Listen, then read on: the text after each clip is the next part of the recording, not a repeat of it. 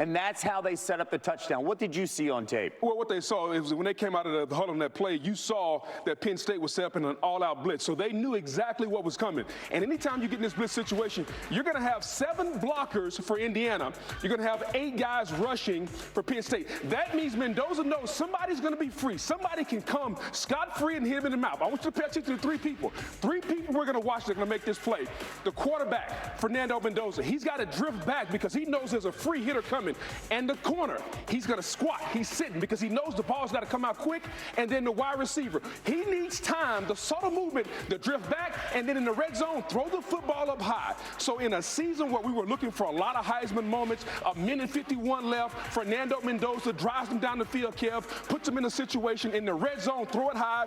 That may have been the best drive we've seen by a quarterback this season. In this situation, on the road, Penn State, undefeated season on the line, Mendoza was absolutely ice. You mentioned Heisman moments? Absolutely. All right, Julian Sain of Ohio State came in as the Heisman favorite. Yes. And right now, it is Fernando Mendoza. And a big reason why is because of that drive. And look at Indiana, the history of Indiana. We were talking about the losingest program in the history of college football. And then Curt Cignetti gets on campus and now back-to-back 10-win seasons. It's amazing what mindset means. You know, he jokes about Googling. He wins everywhere. Yes. And that brings the confidence to this team. You got to have that confidence. Every team takes on the personality of their coach. Indiana plays with that same swag, right? Because they know they have a guy that believes in them, and you can see it every time they step on the field. They remain undefeated. Final 2 games on the regular season schedule. Wisconsin and Purdue combined for 4 wins. So right now, Indiana set to go undefeated into the Big Ten championship and maybe facing the #1 team in the country right now. That is Ohio State. Ryan Day, so good against unranked opponents, taking on Purdue. Carnell Tate, tightness before the game. They kept them out. They didn't need them because you got Jeremiah Smith. And my man could do things. A career day, 10 catches. And anytime you have a guy, Kev, that they can't stop, you know what they say? Just keep feeding him over and over and over. Make them stop it, and Purdue could not. Number 4, all over the place, over 100 receiving yards. And then Lincoln Kienholz, one of those games everybody gets a touch, including the backup quarterback. Ohio State wins this one 34-10. Their final 3 games, UCLA, Rutgers, and Michigan. A closer look here at the Big Ten standings. You and I had talked about it, Ohio State, Indiana. Does Ohio State deserve to remain the #1 team ranked by the committee? Kev, they're going to be up there. I still think with what we've seen from Texas A&M, with the win on the road at Notre Dame, on the road at LSU, on the road today against Missouri, I think there is a strong case to be made that Texas A&M should be the #1 team in America. So you mentioned 3 teams. So you got A&M undefeated. We have, of course, BYU coming in undefeated, taking on Texas Tech here. Top 10 matchup. You know, Lubbock buzzing.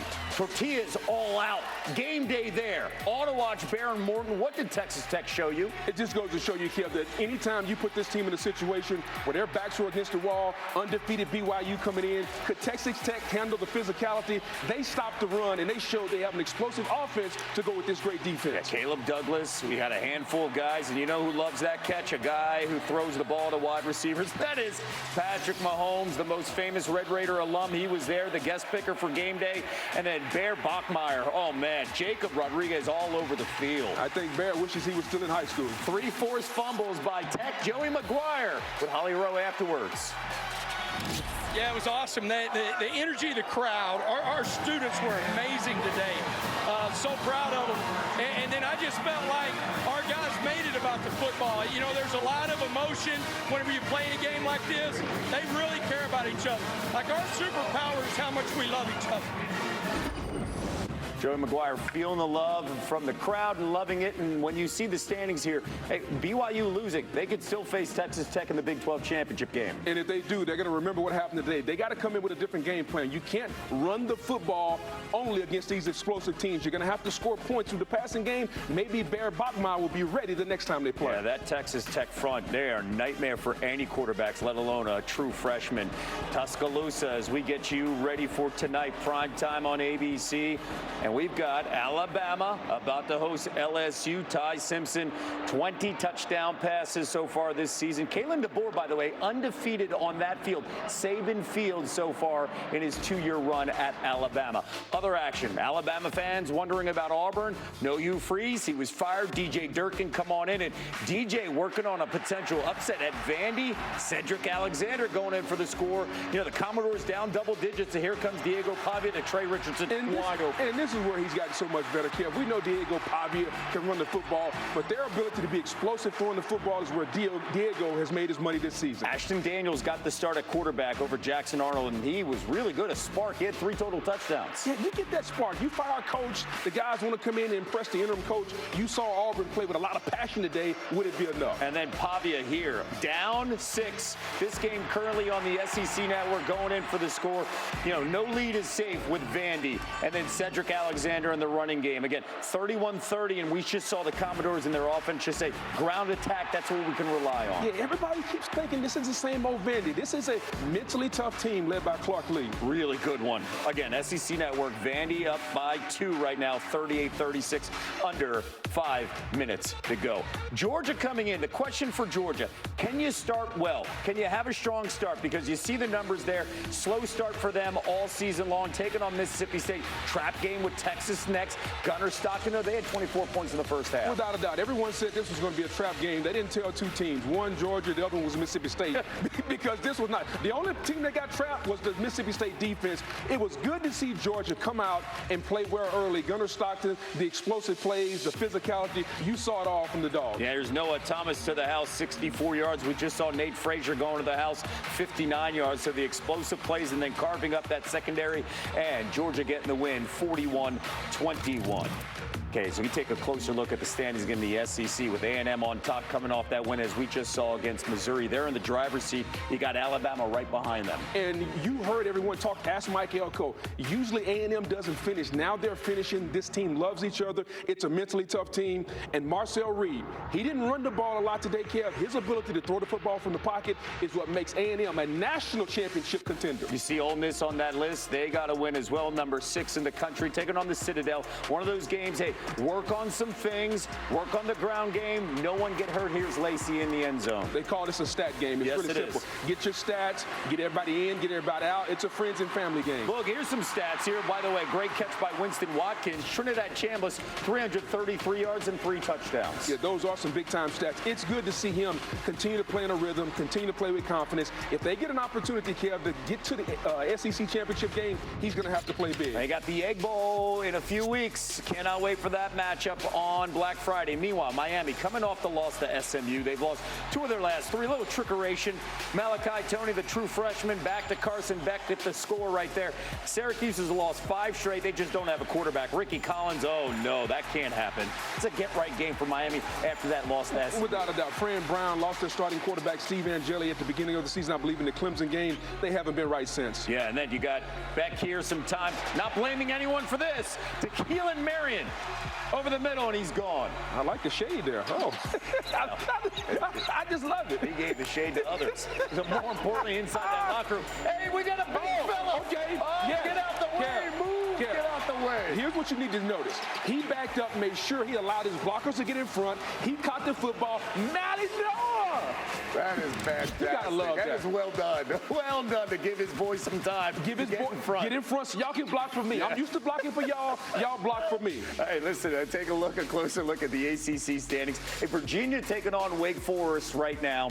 And, of course, we will keep you up to date as that game goes on. And they got that lead over Georgia Tech in the standings. James Madison very much alive for that Group of 5 playoff spot and taking on Marshall. But remember what happened last night. We saw Memphis go down, and Marshall, they're in this game. But here comes Wayne Knight. Newman going in for the touchdown. Yeah, and that Group of 5 spot is going to be open because you got to realize it's the top 4 conference champions, plus the Group of 5 gets the last spot in there. So we want to see who's going to be. Is it going to be Memphis, Tulane? Is it going to be JMU, Navy? Who's going to be in there to get into the elusive playoffs? Alonzo Barnett, the deep ball to Jalen Sanchez, and You see, James Madison, they would go on to win this one 35-23. The speed. In the beginning of the season, a lot of people thought JMU was one of those type of guys. A group of 5, keep an eye. They kind of got forgotten because of the American and the conversation of USF, Memphis, and North Texas. But right now, it's JMU in the driver's seat right there in the group of 5 teams according to the playoff predictor. And I know the playoff predictor doesn't necessarily like me, but I'm going to tell you the team to circle, the USF Bulls. Yeah. I like how they play. Alex Golesh, he's a name that's mentioned. A lot of these coaching openings, they're playing really good football down in Tampa. There's a lot to figure out still in the American Absolutely. in the next 3 weeks. Correct. It'll sort out itself, of course, with USF leading the way over North Texas and Tulane. And, of course, week 2 of the Rankings Reveal Show coming your way Tuesday night. We got Booger in studio, Reese and the guys. Yeah, just say Booger and Friends. You don't have to say Booger and Friends? There you well, go. Reese is the host. Booger and Friends. Hey, Reese, good luck. Got to work with him and Joey Galloway and Greg McElroy. You deserve a raise. That game after Sports Center, that show after Sports Center, 7 o'clock Eastern time. I know you'll be on Sports Center. Can't wait. Hey, we've got an update here. Auburn and Vandy right now tied at 38 apiece. And that game on the SEC network with under 5 minutes to go. The LSU Tigers, Boog, what can we expect from them without Brian Kelly? No Brian Kelly. Let's see how this team is going to fight for interim coach Frank Wilson. Kickoff coming your way. We're going to break this game down after these messages.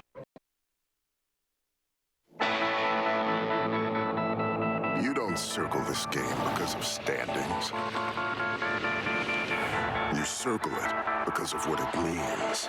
We are all ready for an ultimate clash between 2 college football giants.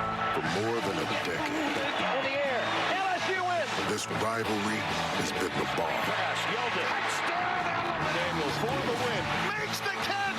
where legends were made, Mark Ingram for Chase. Julio Jones. Second goal. headlines written, Breaking for LSU does it. Alabama again. and jaws dropped. How about that Crimson Tide? Tonight, every hope, every heartbeat, every hit carries that history. This isn't about polls or playoffs. It's about taking your place in one of the greatest stories the SEC has ever told. This is the game we saw.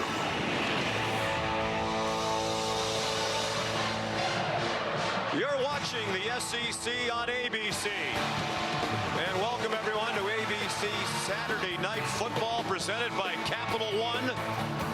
Tonight, the 90th chapter of this engrossing college football story will be written. It's almost always captivating and dramatic when these 2 teams get together. The Tide rolls into this one. Alabama's won 7 in a row.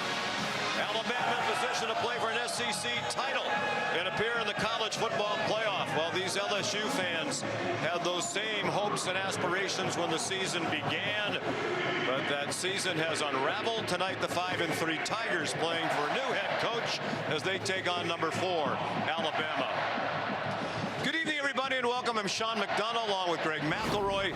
Delighted to have you with us. 7 straight wins now for the Tide since that opening loss against Florida State.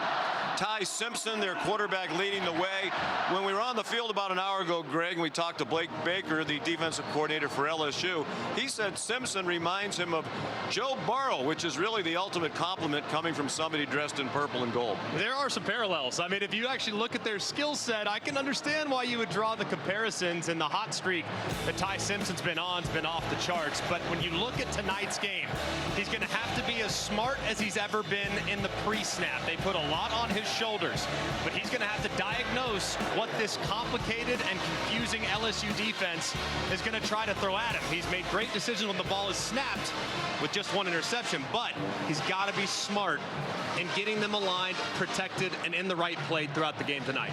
I expected a few new wrinkles from LSU tonight.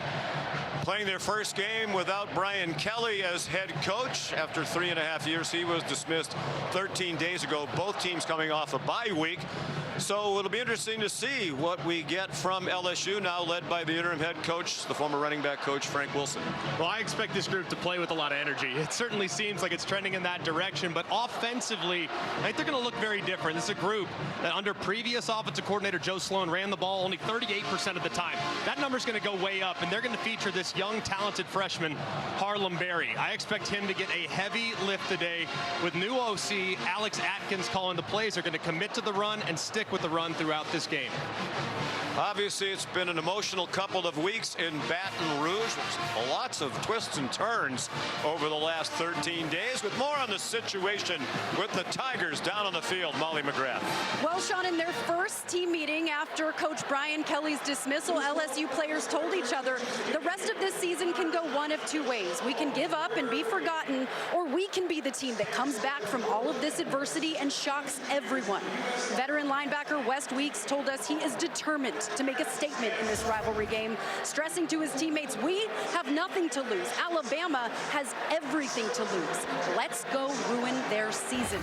Weeks said this team is closer than ever. They've been re-energized by interim coach Frank Wilson and the heightened physicality that he has demanded in practice, and players say now they are in attack mode, Sean. It started so well. They were 4-0, including a season-opening win at Clemson.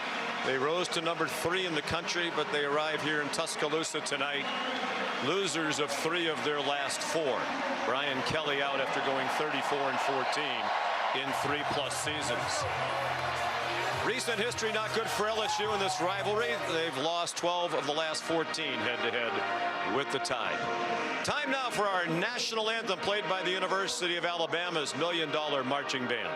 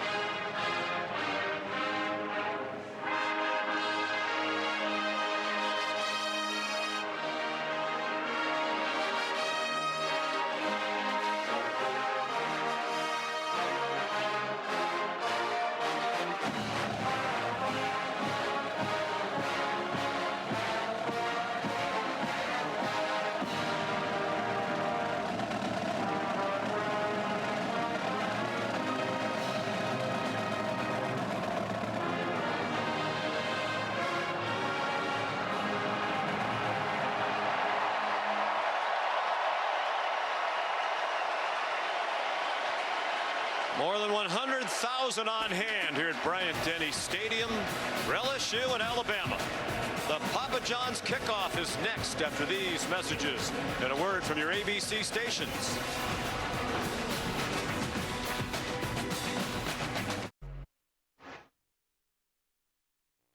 You're watching the Papa John's kickoff. For a better game day, order ahead. And we welcome you back to Tuscaloosa, Alabama on a gorgeous night. Temperature near 70 degrees as we approach kickoff. LSU and Alabama in a rivalry that dates back to 1895. The new head coach is Frank Wilson. In his second stint as a member of the staff, served 6 years under Les Miles, the last 3+ under Brian Kelly. Last 4 games have not gone well against tough competition. The ugly home loss 2 weeks ago led to the dismissal of Brian Kelly and Joe Sloan, the offensive coordinator. Garrett Nussmeier will have Alex Atkins calling the plays tonight. And he really typifies the disappointment of the season. He started the year after the win against Clemson, Greg, as the front runner for the Heisman Trophy and no longer involved in that conversation at all. And he's battled some injuries throughout. I mean, he's had to deal with an oblique, he's had to deal with a lower body issue, so he hasn't really been healthy at any point this year, and they haven't helped him with the offensive line and lack of a run game. Kalen DeBoer has not lost a game in this stadium in his second season as head coach at Alabama. His team is 11-0 here under his leadership. Texas A&M a winner today at Missouri, so they're 6-0. Alabama is the only other undefeated team in conference play. So those two teams best positioned to play for the SEC title. Georgia winner today at Mississippi State has only one conference game left next Saturday night on ABC against Texas. Alabama takes the field. They've won 16 in a row here overall. That's the longest active home winning streak in FBS football.